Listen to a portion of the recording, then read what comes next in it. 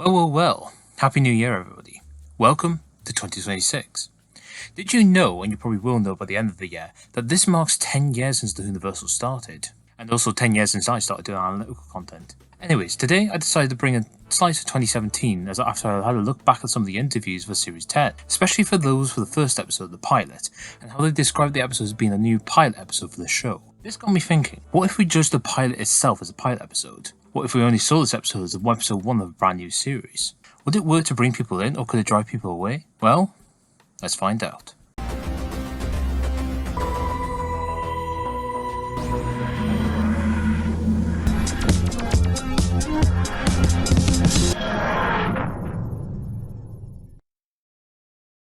The pilot has Bill Potts, a caterer at St. Luke's University, who becomes a student of the Doctor. She finds a student named Heather who's interested in a magic mimicking puddle. After Heather gets chosen as the pilot for this outer space puddle, her new goal is to chase down the Doctor, Bill, and the Doctor's other friend, Nod, all across the universe. It's now up to these three to stop the chase before anybody else becomes the new host. As a plot for a pilot, it definitely works in giving you a good introduction to everything Doctor Who related, with the simple meetup of a normal person meeting the person who holds the entrance to another world in their hands, with Bill meeting the Doctor. Even then, this is all just in the first half of the episode, which then allows us to shift gears when the tables are turned with Heather being taken over by the puddle, giving us a good escalation that works to bridge the first half to the second half. You feel a sense that a journey has been made. The Doctor takes on the role of the older mentor character, who shows the brand new world to the main protagonist or the audience surrogate.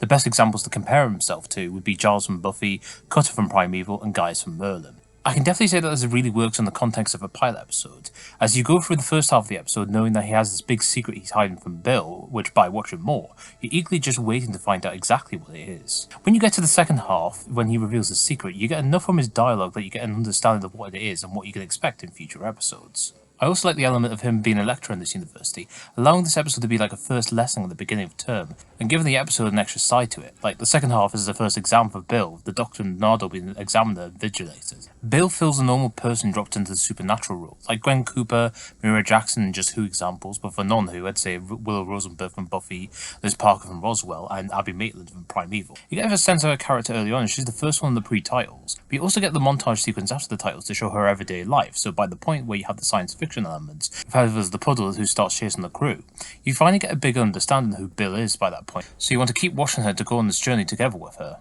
In a way, the episode's travels don't only allow Bill to have a reaction to travelling in the TARDIS with a trip to the future and another planet sorted out, but it also means by the time we get to the next episode, you don't have to do that again to recap people in the second episode.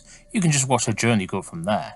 Naldo ends up being our third wheel character who represents the person as a heart, but wants the adventures and fun at the same time, like Xander from Buffy, Connor from Primeval, Maria from Roswell, and Pete from Smallville. The episode does show all three of these qualities in Naldo, as he has the heart to take care of the Doctor, be there for Bill throughout the episode. You can tell in the brief travels in the TARDIS that he has his own experience of adventure, even if he doesn't want to go out there for his own safety. And he also has the fun, whether it's his introduction scene with Bill, or locking the vault with the Doctor. It's a matter of all traits here, and this episode makes you eager to watch more with him, the Doctor, and Bill. When it comes to pilots, you have to have a villain that draws you in. You can have somebody melodramatic and scheming like the Master and Buffy, someone on the sympathetic side like the Ghost from Supernatural, someone who's just trying to get petty revenge like Jeremy Creek in Smallville, or somebody who's straight just evil like another Jeremy in Charmed was. Heather's more of a sympathetic villain, but really, could she be considered as a villain as she doesn't really kill or hurt any of these characters? We see her alone in the beginning until Bill notices and talks to her, before she gets taken over by the puddle. After that, she's on a journey to never let go of Bill due to a promise that Bill made to her. So if anything, the episode shows what Who can be.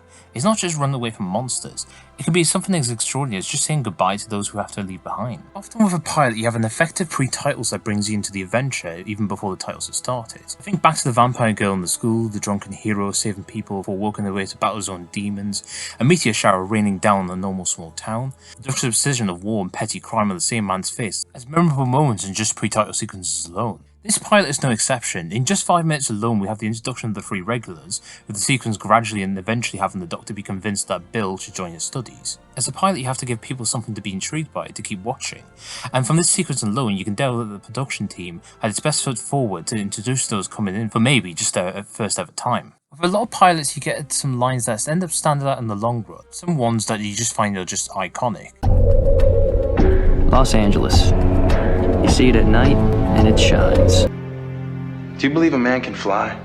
Dad's on a hunting trip, and he hasn't been home in a few days. Life on Earth can be an adventure too. You just need to know where to look. There's a lot to compare to. Does the pilot have any? Why'd you run like that? Like what? Like a penguin with his arse on fire. Shut up. You shut up as well. It means. What the hell? Last but not least, the biggest question to ask is, does it hook you into the rest of the series? And you know what? I think it does. It gives you a nice one-off to start off the series without doing too much or doing too little to overcomplicate or not deliver. You get a feeling for the show, the characters, the atmosphere to think what is next, and can this deliver any more? So there you go, the next time you want to introduce somebody to Doctor Who, stick this episode for Unchanged rather than Rose, Blink or the 11th Hour. Apart from that, for anybody returning, I'll be seeing you, my friends.